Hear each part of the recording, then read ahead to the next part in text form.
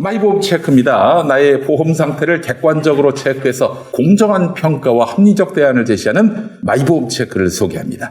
마이보험 체크는 보험 가입자의 이익을 최우선으로 합니다. 그 증거, 마이보험 체크를 통해서 계약한 장기 보험, 종신보험 같은 건데 월 평균 보험료가 5만 원 미만입니다. 이 얘기는 소비자에게 가장 합리적인 상품을 판매해왔다는 의미인데요.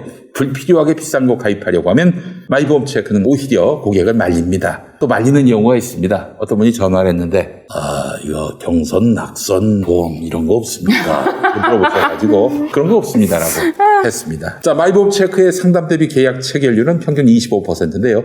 체결률이 낮은 이유, 상담 후 소비자에게 부담을 전혀 안 주기 때문입니다. 그야말로 진짜 무료 상담입니다. 상담 후 귀찮게 연락하는 것 제로입니다. 상담은 마이보험 체크가지만 결정은 소비자가 선택하는 거죠. 자, 암보험 등의 진단비 보험이나 건강보험, 어린이보험, 치아보험, 운전자 보험 등 단일 보험 상품도 최적의 조건을 찾아 가입할 수 있게 도와드리고 무엇보다도 최고의 보험 전문가들이 가입된 보험 전체에 대한 정확한 분석을 통해서 고객의 상황에 맞게 맞춤형으로 리모델링 해드립니다. 마이보험 체크에 지금 연락해서 무료 상담 받으시고 합리적인 보험 설계 받으시기 바라겠습니다. 나와 가족을 위한 가장 특별한 선물, 마음 든든해지는 보험으로 준비하시기 바랍니다. 마이보험 체크는 생명보험협회와 손해보험협회에 등록된 홈대리점 소속입니다. 홈페이지는 한글로 마이보험 체크. 여기 있었던 영어입니다. com. 네, 마이보험체크.com. 네. 전화는 1800-7917이 되겠습니다. 하늘의 큰 뜻과 사랑 가득한 전 세상의 꿈이 여기에 있네. 서로가 서로의 희망과 빛이 되어 우리의 꿈을 이루자. 우리는 자랑스런 늑봄의 길을 따라 당당하게 가는 이 땅의 주인들, 즐겁게 배우고 배워서 남을 주는 늑봄 학교 만만세. 하늘의 큰 뜻과 사랑 가득한 참 세상의 꿈이 여기에 있네.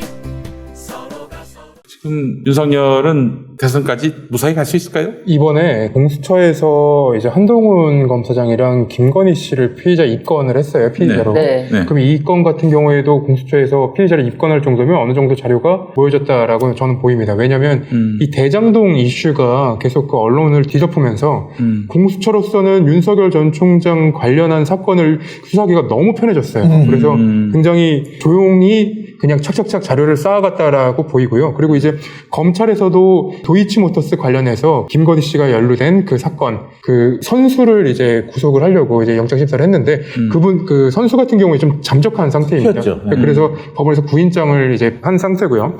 향후에 이제 이 사람들이 구속이 된다면 김건희 씨 수사도 구속 수사도 되게 불가피하다라고 보입니다. 그래서 이게 재밌는 게 예. 세 명을 불렀는데 한 사람은 튀고 한 사람은 안 나오고 한 사람은 나와서 결국 구속이 됐잖아요. 근데 구속된 이 사람이 어떻게 보면 가장 가담 정도가 낮아요. 제가 보기에는. 그래서 아마 이 세 사람이 다 나왔으면 아마 구속된 이 사람은 구속이 안 됐을런지도 몰라요. 근데 판사 입장에서는 세 명을 불렀는데 한 사람은 튀고 한 사람은 안 나오고 한 놈만 나왔어. 그러면은 이 사람을 구속을 안 시킬 수가 없어요. 그리고 이 사람은 이제 혼자서 피박을 쓴 셈이 됐는데 근데 어쨌거나 세 명 중에 한 사람은 튀고 한 사람은 안 나오고 한 사람은 구속이 됐어. 그럼 다음 차례는 누구냐? 김건희예요. 그렇기 때문에 김건희 역시도 이 상황에서는 영장을 안 칠 수가 없게 돼버렸어요. 날짜만 문제가 된 거예요. 그 다음에 이제는 이제 공수처 부분으로 넘어가서 이제 도이치모터스 부분 마지막 할게요. 도이치모터스 건도 사실은 이게 오래 전에 이미 수사는 다 끝나 있었고 결론도 어느 정도 나와 있는 상태였는데 이거를 더 진행을 하지 못하고 있었어요. 그리고 검찰 입장에서는 이 검찰에 자꾸 이렇게 포커스가 맞춰지면은 일을 못하는 상황이에요. 기존의 다른 일 같으면 검찰의 포커스가 맞춰지고 검찰에 대한 여론이 이루어져야지 검찰이 일을 할 수 있는데 네. 요 윤석열에 관한 거는 워낙에 이해관계가 첨예하게 부딪히다 보니까 아무도 관심을 안 가져주면은 오히려 일하기가 편한 거예요. 저는 근데 또 그렇게 생각하지만은 않아요. 아니 그거는 그 수사팀에서 그렇게 한 얘기고 실제로 그 다음에 또 공수처 역시도 마찬가지인 거예요. 공수처도 제발 우리한테 관심을 좀 꺼줘. 그러면 우리가 수사를 제대로 할 수 있을 것 같아라고 몇 번 얘기를 했어요. 공수처는 별개의 문제인데 검찰은 다르다. 왜냐하면은 검찰이 굳이 아무도 신경을 안 쓰는데 윤석열 사건을 윤석열 부인 김건희 씨 사건을 막 진짜 막 기를 쓰고 막 아니 길을 쓰고 임한 게 수사를 다 해놓고 있는데 했는데 어떻게 하면은 조용히 이거를 마무리 무사히 이렇게 할 수 있을까의 그 뭐랄까요? 출구 전략을 세웠을 수도 있는 거지. 마음이 있었으면은 더 빨리 기소했다. 이거 관심을 끄면은 기소한다? 이거는 조금 아니 약간 다음 단계로 넘어가야 되는 거였죠. 그러니까 아니 그것보다도 윤석열 후보의 지지도가 좀 내려가야 좀 편하게. 아니, 그 부분은 말씀이 좀 다른 건데 네. 뭐냐면 3명 중에 나와가지고 만약에 이모 씨가 구속이 돼버렸으면 오히려 김건희 씨를 처리 안 할 수가 있었어요.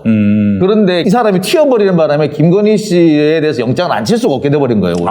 오히려. 튀어져서 고맙네. 네, 사실은 3명이 나와가지고 주범이 잡혀 들어가고 나머지 2사람이 불구속 기소가 되면은 오히려 김건희 씨도 오히려 3사람 중에 공범 2사람이 불구속 기소되니까 김건희는 불구속 기소 혹은 뭐 적당히 알아서 처리 이렇게 아니면 벌금형으로 구공판 이런 식으로 이렇게 넘어가기가 수월했는데 주범이 튀어버리면서 가장 약한 공범 하나가 구속이 되니까 김건희도 그러면 영장 치는 수밖에 없게 돼버린 거예요. 네, 아이고 알겠습니다. 그럼 김건희 뭐 구속 수사는 불가피해 보인다. 오히려 그렇게 돼버리게 된 거고 공수처의 경우에는 아까도 얘기했듯이 공수처는 자기들한테 관심을 꺼주면은 그 기간 동안에 우리가 착착 수사에 나가겠다라고 제발 좀 관심을 꺼달라고 여러 차례 얘기를 했다. 알겠습니다. 관심 안 주겠습니다. 그러면은 알아서 좀 잘해주세요. 부탁드리겠습니다. 좀 근데 이제는 관심 인정하세요, 가졌대요. 인정. 이제 할 만큼 했어 이제. 네. 이제 다 넘어올 만큼 다 넘어왔기 때문에. 도이치모터스는 저는 너무 느렸다라고 네, 많이 생각이 느렸죠. 들고 너무 느렸다. 그 마지막으로 보도된 것 가지고도 보도량도 거의 없었고요. 그거에 대해서 우리가 관심을 가졌다고 볼 수가 없는 게 보도가 안 나오니까 뭐가 나와야지. 이게 원래는 추석 전에 이게 처리를 하기로 했었거든요. 근데 이게 자꾸 뒤로 미뤄진 거예요. 그러니까 만약에 이번에 그 주범 이 사람이 구속이 돼버렸으면 얘기가 또 달랐을 건데 안 되면서 이게 오히려 더 윤석열 후보한테는 오히려 악재가 됐다고 봐야 돼요.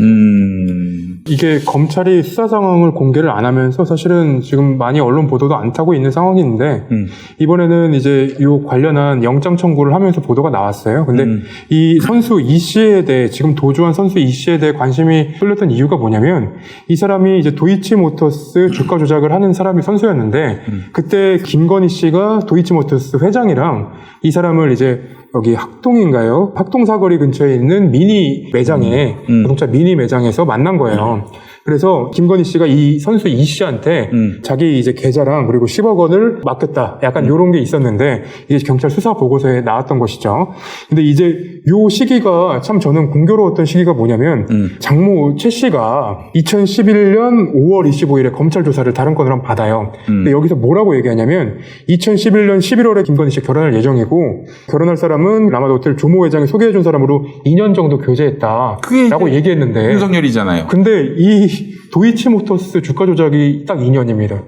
딱 보시기예요. 아 그래요. 네, 그래서 이게 공교롭게 시기가 겹쳐서 저는 윤석열 총장이 몰랐을까라는 의심을 좀 그리고 도이치모터스 주식은요 윤석열 후보가 중앙지검장이 될 때까지도 가지고 있었어요.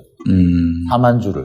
그러니까 누가 이게 갖고 있었다고? 김건희 씨가 가지고 있었어요. 그러니까 예. 재산 등록할 때 가지고 있었어요. 나중에 몰랐을 리가 없네. 나중에 팔았어요. 그래가지고. 아니 이거 뭐 순한 주식이야? 최소한 이랬을 거 아닙니까 우리도 승열이 형이. 어? 그러니까 이게 근데 보면은 다 팔았다 보면은 거래관 내에서 여기 보면은 싹 팔아 16만 주 정도를 샀다가 다시 팔았다가 이렇게 되거든요. 그런 거 보면 그 뒤 다시 샀다라는 얘기가 되는데 도이치모터스하고는 꾸준히 계속 거래 관계가 존재했다라는 얘기인 거예요. 보너스 회장하고는.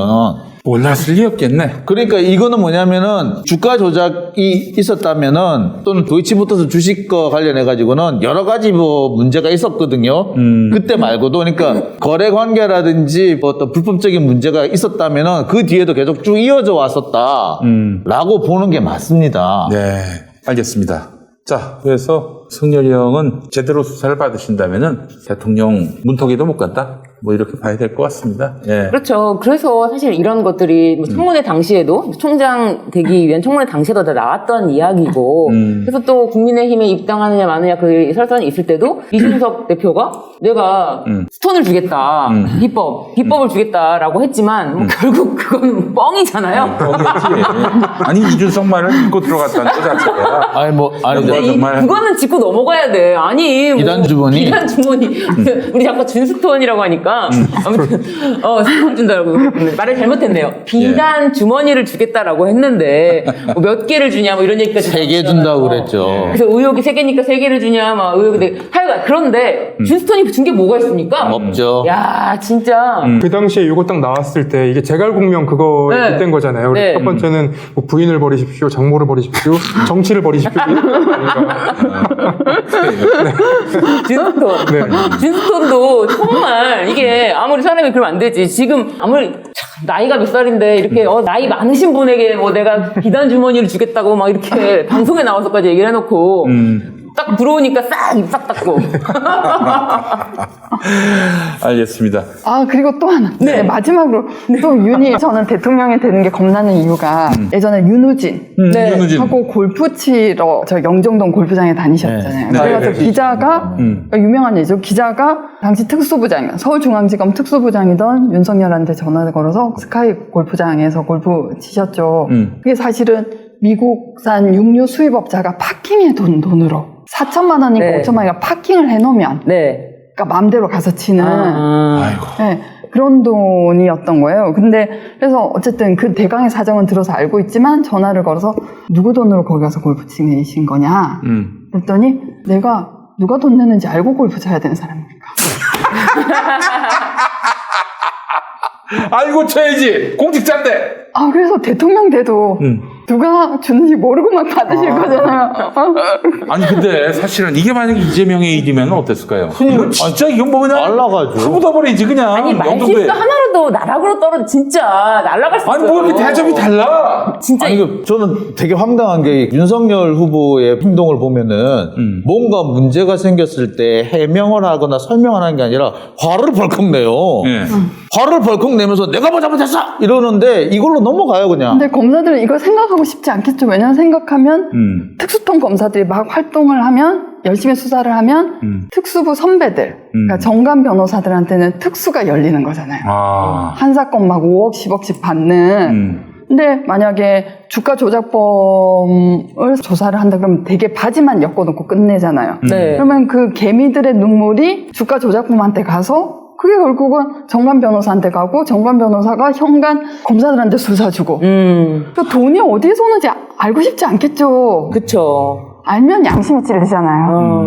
그래서 그 정신을 내보면 내가 누가 돈 내는지 알고 골프 쳐야 되는 사람입니까? 아니 그 화를 낼 일이 아니라 소명을 해야죠 공직자인데. 아니 공직자가 또 권력자고 남을 함부로 구금할 수 있는 그런 실질적인 권력을 알려고 하면 구속시켜버리겠어.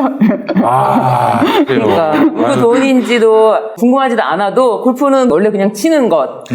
골프는 그냥 치는 것. 참 슬픈 노릇입니다. 어처구니 없는 일이고요. 알겠습니다. 이재명 지사 얘기가 나와서 그런데 지금까지 나온 대장동 상황 봤을 때 우리 저 서른 그 양반은 뭐 결정적인 뭔가가 있다 이렇게 얘기를 하고 있는데 내부는 어떻게 보세요? 준스톤이랑 비슷하다. 네? 네, 보자기 3개 주머니랑 비슷하다. 네. 보자기 세계하고 야구리일 가능성이 높다. 결정적인 게 있으면 결정적인 거라고 말을 하겠어요. 그냥 까겠어요. 그냥 까죠. 그렇죠. 네. 그리고 이제 경선 다 끝나가는데 굳이 그걸 얘기하는 이유가 뭡니까? 이제 얘기해봐야 소용없어요. 그리고 저 서른 의원 결정적이라는 얘기 지금 몇 번 들은 것 같거든요, 지금. 이번에. 저는 결정적으로 이번 건이 서른 의원의 해당 행위라고 생각합니다. 그래서 이분은 경선 끝나고 난 다음에 해당 행위자가 아닌지 한번 물어봐야 돼. 네, 살펴볼 필요가 살펴봐야 있다. 돼. 네. 이게 이번이 우리 결정적인 본인을 결정적으로 잡아뜨릴 정치적 운명을 끝낼 그런 증거라고 봅니다. 나는 서른 의원의 얘기를 듣고 있으면은 어느 당 사람인지를 도대체 알 수가 없는 이야기를 하고 있어요. 그래서 이게 무슨 정말 뭐 마지막으로 발악을 한다고 해도 그 수위라는 게 있잖아요. 그렇죠. 그 선이라는 게 있고. 근데 무슨 아니 와, 그냥 이런 거, 정말, 저희는 사실 유튜브 방송을 하면서도 굉장히 사실 말 조심하려고 굉장히 노력하잖아요. 정치인들은 정말 의원이 되면 그게 없는 것 같아요. 수위가 없어. 난 진짜 구속이 될 수도 있는 상황이 벌어질 수도 있고, 막 이러는데, 정말 깜짝 놀랐습니다. 그게 무서운 게 면책특권이잖아요. 우리는 없잖아. 그 사람들이 있잖아. 아니, 면책특권을 자기가 뭐 인터뷰하면서 자기가 뭐 마음대로 짓거린 걸 다 면책특권 쓸 수 없죠. 자기가 직무상 행한 일이 아닌데. 직무상이라고 생각하나 보지 뭐. 알겠습니다. 뭐 진짜. 서론 따위의 얘기에 우리가 저기 뭐 시간을 낭비하는 것 자체가 무의미해 보이고요. 자, 그런데 이제 지난 일요일에 유동규 성남도시개발공사 본부장 대장동 키맨이다 이렇게 언론들이 이야기하고 있는데 키맨이 맞는지 또 그 사람 구속으로 인해서 이게 저 윤석열식 수사라면은 뭐 당연히 이재명까지 무리하게 엮을 가능성이 있어 보이는데 그 가능성은 어떠할지 장영진 국장님. 지금 일단 윤석열식, 그러니까 정치검사식 수사는 시작이 됐어요. 일단 그 사람들의 문법대로 하자면 시작이 된 거예요. 보면은 정치검찰식 수사가 뭐냐면은 여론의 힘을 받아가지고 자신들이 엮고 싶어 하는 사람 또는 엮고 싶어 하는 스토리 라인을 따라가는 거거든요. 여론의 힘을 받아가지고 언론의 힘을 빌려가지고 근데 지금 일단 그 라인을 따라가기 시작을 했어요. 그리고 그 라인에도 일단 제일 지금 스토리 라인의 지금 핵심 라인이 배임이잖아요. 배임죄를 가지고 지금 따라 들어간 거 보면은 일단 검찰은 거기 스토리 라인을 따라가기 시작했다. 그래서 윤석열식 수사, 정치 검사식 수사가 이미 시작이 됐다라는 건 분명해 보입니다. 근데 이게 상당히 현실적으로 쉽지 않아 보인다라는 점이 있어요. 그 다음에 또 한 가지는 뭐냐면 이 돈을 받은 시점이 유동규가 돈을 받은 시점이 2021년이에요. 그렇지. 올해. 그리고 올해예요. 그러니까 이 사람이 올해 받았다는 건 뭐냐면 이게 공무원이 아닌 시점이에요. 그러니까 뇌물이라는 게 성립하려면은 공무원 시절에 약속을 한 게 뭔가가 있고 그게 이걸로 연결이 돼야 되는데 이거를 과연 얼마나 연결할지 현실적으로 좀 쉽지 않아 보이거든요. 그때 제가 검찰을 좀 아시는 어떤 분 얘기를 들어보니까 사후 매수죄? 그러니까 네. 지금이야 공무원이 아니 사후수뢰죄. 예. 사후수뢰죄. 공무원이 아니지만은 이재명이 야, 너 받아와. 딴소리 하지 말고 받아와. 그래서 이 사람이 김만배로부터 돈을 받아가지고 이재명한테 주었다. 현금을 주었다. 그렇게 얘기한다면 어떡할 것인가? 이제 그게 이제 스토리 라인이 그렇게 엮어간다라는 얘기인데요. 아니 이제 윤석열 같으면 하고도 남을 사람 아닙니까? 예. 근데 이제 그 기법이 너무나 노출이 되었고 언론에 그렇지. 한명숙 전 총리 사건으로 인해서 이렇게 노출되는 사건이잖아요. 그리고 사실 이재명 지사는 한 번 또 털린 적이 있어요. 최근에 MBC가 얼마 전에 보도했던 게 있었잖아요. 그렇죠. 이재명 지사 관련해서 진스톤 말고 그러니까 이준석 씨라는 그 회사 대표 이준석 씨 아, 그거 KBS가 보다. KBS가 맞아, KBS가 잘못했네요. KBS가 그거에서도 얼마나 그 누구를 지칭하는지를 뻔히 알게끔 하면서 얼마나 털려고 했어요. 말만 해라. 그런데도 아니 뭐라도 연결고리를 찾지를 못하니까 그렇지. 구속시키지 못했지. 저는요 이번에 뭐 배임으로 고발을 했네 뭐 했네 하더라도 지난 경기지사 선거 때 그때도 이미 오랫동안 재판을 받으셨고 검찰은요 뭐라도 그때도 이미 이 개발 이익 관련해서는 충분히 재판이 있었어요. 그런데 혹시라도 뭐 배임이라든지 이 관련해서 그때 당시에는 이익이 정말 이렇게 난 게 맞느냐 요게 좀 집중이 됐는데 이익이 이렇게 난 거는 맞고 그렇다면 배임이라는 게 상식적으로 손해를 발생시켜야 되는데 어디가 성남시의 손해라고 볼 거면 다른 또 개발 지금 전국적으로 이 개발 현황을 봐야 되잖아요. 네. 뭘 하나를 찾아봐도 손해랑 연결시키는 부분이 너무 심각하다. 이거는 그냥 고발을 위한 고발이다. 당시에 그 김영환 후보 측에서 허위사실 유포라고 주장했던 이유가 뭐냐면 이게 5,500억이 맞으면은 이거 어마어마한 거다. 역대 이렇게 한 데가 없다. 그럼 진짜 이재명 후보가 어마어마하게 한 거다. 이거는 말도 안 되니 지금 역대까지 환수한 거 다 합쳐도 그보다는 적다라고 하면서 그래서 거짓말이다라고 한 거였었거든요. 그런데 해보니까 사실인 거 아니야. 네. 그런데 이것도 적다. 더 할 수 있었는데 이것도 적다라고 해서 그래서 배임이다라고 한다면 이거는 다 앞뒤가 안 맞는 거예요. 아니 국민의힘에서 오늘 국정감사에서 너무 웃긴 게 이거를 전부 다 공공의 이익으로 했어야 되는데 왜 민간에게 이런 막대한 손해를 줬냐면서 이득을 줬냐? 네, 막대한 이득을 줬냐라고 하는데 저는 그 얘기를 듣고도 진짜 너무 저렇게까지 뻔뻔하게 나올 수가 있구나. 김재원이가 한 말이에요. 네. 아니 어떻게 역대 진짜 우리나라 역대 개발 사업 중에서 1등인데 아니 그리고 그렇게 민간한테 이익을 전혀 안 주고 하려면 완전 공동 개발을 해야 되죠. 아니 아까 그 참여연대랑 민변이 같이 기자회견을 했었는데 거기서 어떤 얘기가 나왔냐면 이 대장동 사업 관련해서도 이 대장동 사업 포함해서 그 이명박 박근혜 정부 시절에서 통하면서 공영 개발을 하던 것을 민간에 많이 넘겼다. 심지어 LH에서 강제 수용했던 그 토지 크바지도 네. 다 그 민간으로 넘겨서 그때 발생한 문제인데 네. 그런 내용들이 근데 나오더라고요. 또 그런 얘기도 하더라고요. 민간이 하면 민간이 하는 거고 공영을 하면 하는 거지. 굳이 이렇게 해서 특수한 몇몇에게 특수한 이익을 거대한 이익을 줬다라고 하는데 너무 기가 막힌 거예요.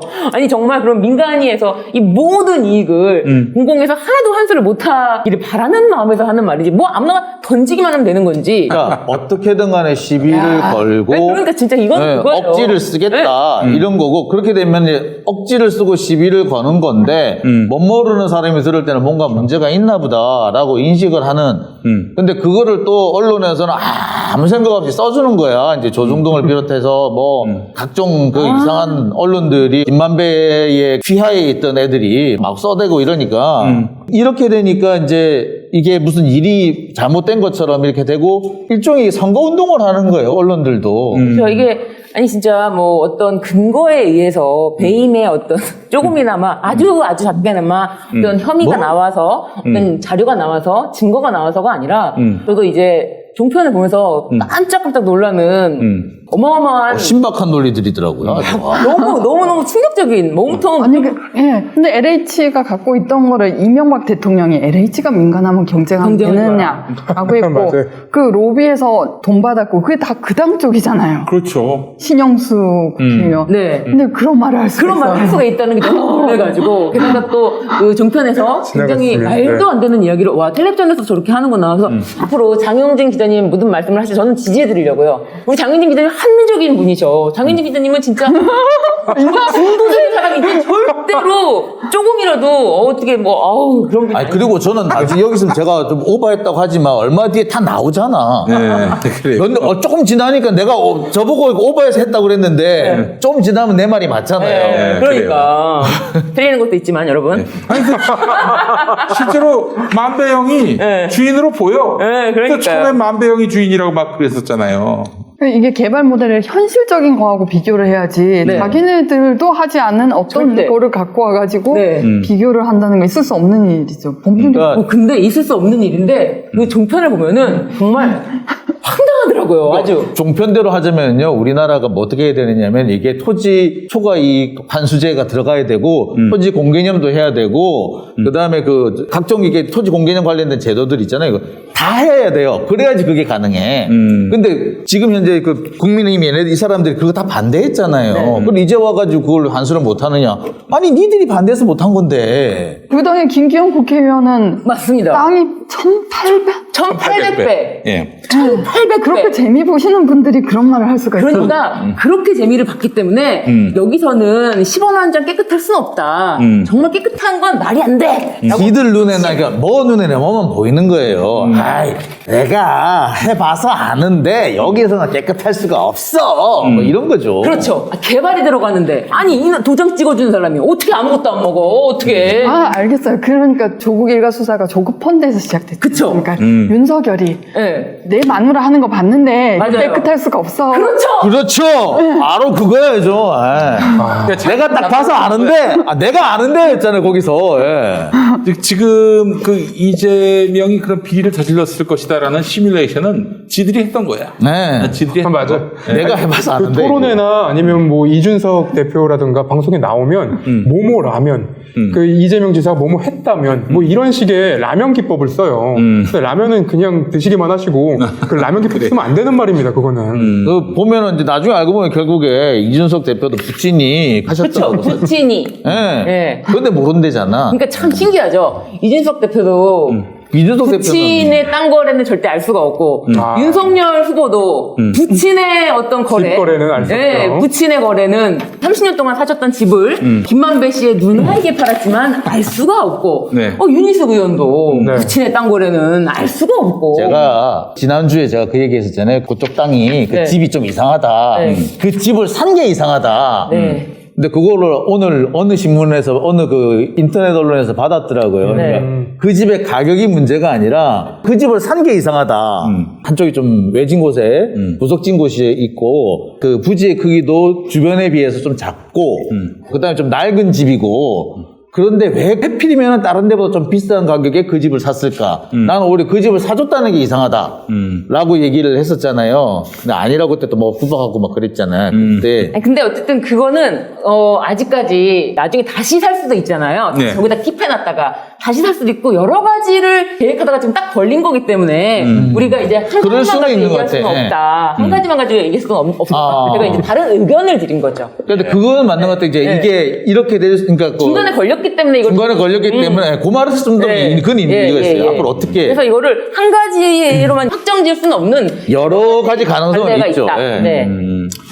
알겠습니다. 용디의 새로운 도전 썬데이 용인 8090 세대를 위한 라떼 월드를 열다. 썬데이 용인 사건과 실화, 화제의 인물, 음악과 영화 모든 장르를 총망라한 썬데이 용인 9월 5일 팟빵에서 공개됩니다. 썬데이 용인. 아이고 이거 구독해달라는 말을 깜빡했네.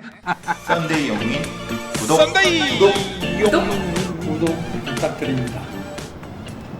오늘도 KBS가 또 보도한 내용 보니까 녹취록을 분석했는데 정영학 녹취록인데 네. 원유철 부인이 현재도 화천대유 고문이다.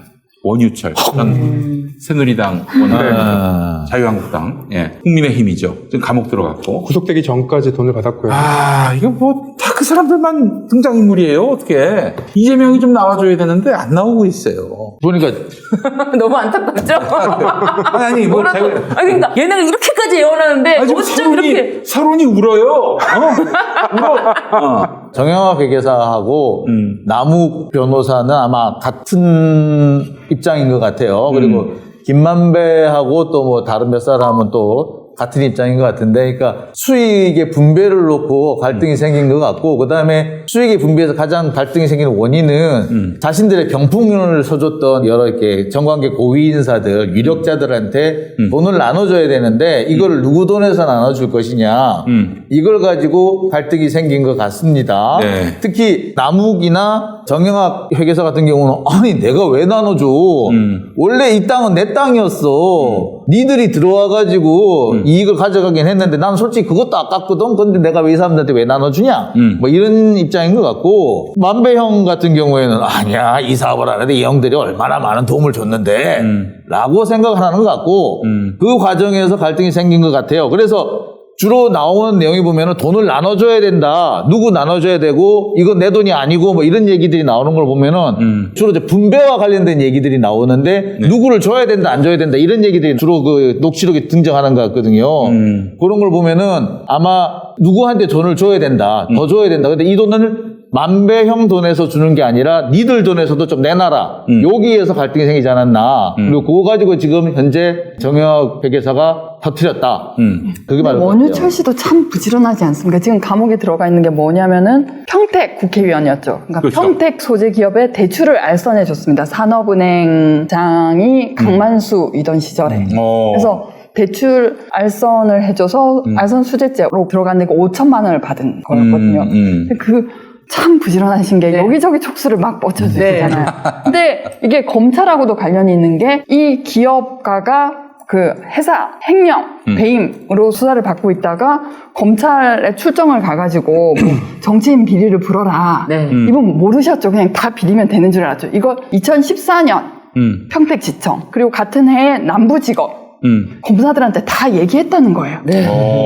검사에 관심이 없는 사람이죠. 그 당시 여당 시절에. 2017년에 비로소 기소를 해요. 근데 2014년에 이 평택지청 부장검사가 이 얘기를 들었으나 묵힌 사람이 누구냐면 이명식 청와대에 있었잖아요. 문재인 정부 때. 네네.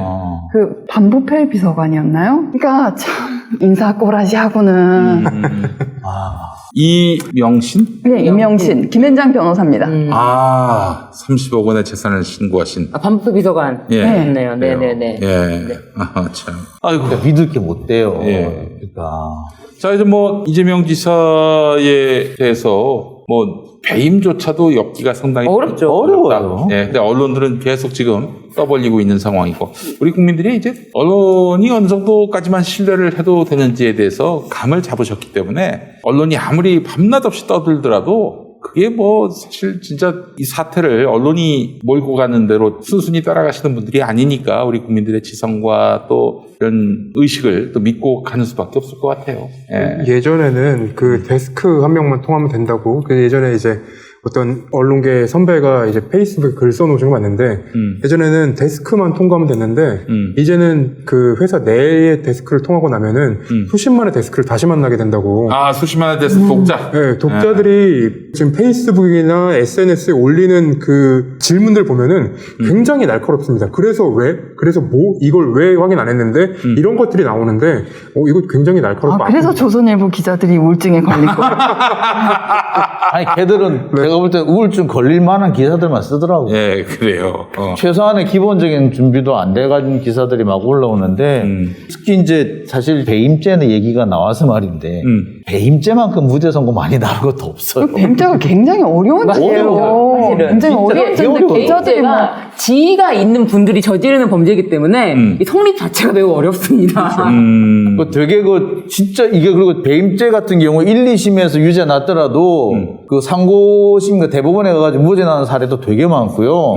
적용도 되게 힘들고요. 배임으로 구속되기도 합니까? 구속된 사례도 있죠. 근데 보통 보면 배임하고 배임만 하는 횡령이 경우가 같이 없죠. 되는 경우죠. 아니, 횡령 말고 배임하고 뭐 업무상 배임하면 돈을 받죠. 그쵸. 어쨌든 간에 돈을 받는데 이렇게 배임만 단독으로 하는 게 배임하고 국가보안법 위반하고 같이 엮인 적이 있었어요? 네? 배임하고 국가보안법 위반. 북한에 이익을 준 건가요? 예.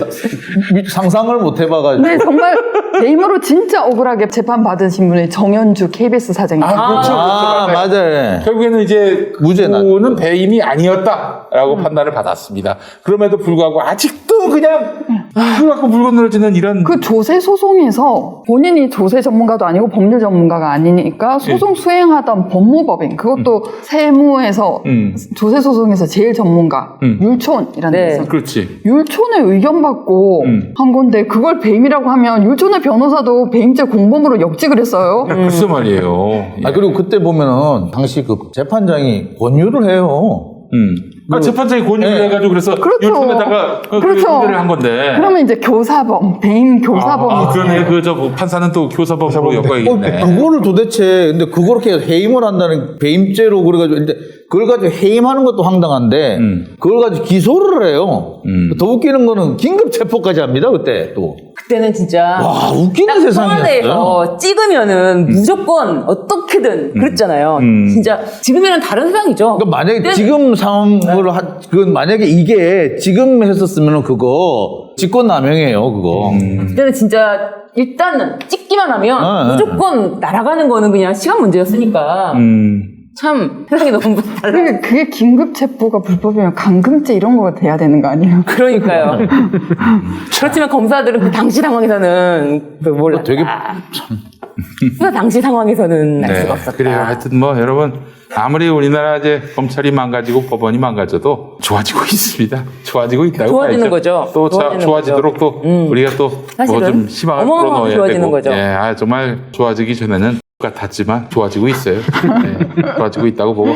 자, 일단 뭐 내일 모레 이제 더불어민주당 경선 경기도 그리고 그 다음날 서울과 3차 슈퍼위크. 즉 3차 슈퍼위크가 뭐 70%가 넘었다면서요. 어마어마한 지금 표율인데 이게 또 어떻게 작용될지. 지금 일각에서는 이게 뭐 양쪽 진영이 다 뭉쳤다. 양쪽이 아니죠. 그 추미애 후보까지 다 합치고 다 지금 뭉치고 있다. 이렇게 얘기가 나오고 있는데 어느 쪽이 더 열심히 뭉칠지는 뭐 우리가 쉽게 짐작할 수 있는 거 쉽게 짐작할 아니겠습니까? 수가 있죠. 예. 네.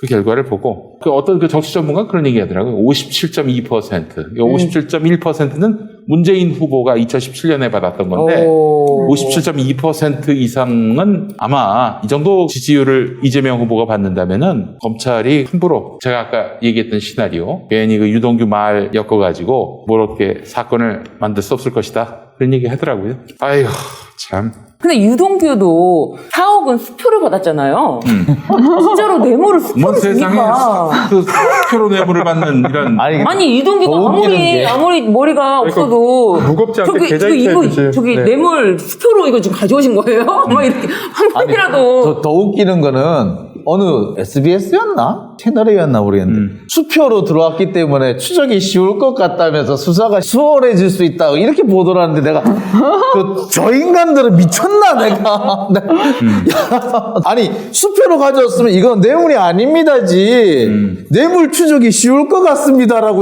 그거는 진짜 그거는 도라이가 아니고서는 그렇게 보도를 한다는 게 나는 이해를 못 하겠더라고요. 아니 그 수표를 뇌물로도 인정합니까? 뭐 검찰이나 아니, 지금까지 법원에서. 사건에서는 예. 수표로 뇌물 이렇게 연결을 시키는 것은 매우 비상식적이잖아요. 이게 어떤 경로로 어떻게 갔는지를 나중에 증명해야 되는 일이 생기는데 그걸 어떻게 증명할 것이며 근데 그럼 수표로 뇌물을 줬을 때는 뇌물을 받은 사람도 나를 매기는 거야? 라고 해서 이거를 돌려보낼 수도 있잖아요. 나를 매기는 건가? 풀어줄 때는 내 이름을 적어서 줘야죠. 나중에 증언했을 때 신빙성도 있게. 네. 아니 준 사람도 그렇고 받은 사람도 둘 다 걸리는 그 짓을 매기는 아니, 서로 지금 이거잖아요. 하는 거예요? 네, 현금을 주면서 우리 사진 기념 촬영하시다 이거랑 같은 거. 그렇죠.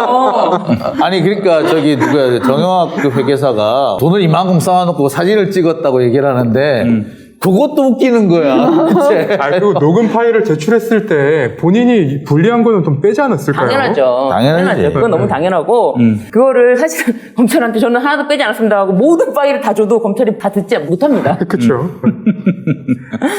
알겠습니다. 자, 오늘 이제 마무리하도록 하겠습니다. 검찰청장 함께해 주신 여러분 감사하고 김태영 기자님, 이현주 변호사님, 그리고 신유진 변호사님, 장영진 국장님 고생하셨고 저희는 다음 주에 뵙겠습니다. 고맙습니다. 기억에